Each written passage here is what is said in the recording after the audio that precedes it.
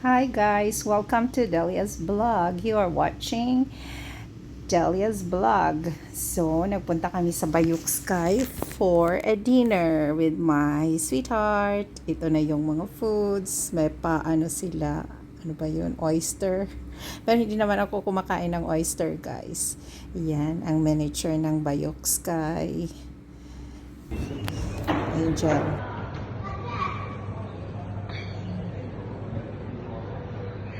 So, pa-picture-picture din sa may entrance. Walang katapusang pictorial. Ayan, doon ito sa may, revolving, sa may top talaga siya.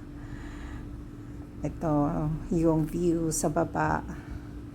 May pa-music yan, guys. So, tinanggalan ko lang. Kaya nag-voice over ako. Para naman, wala tayong copyright.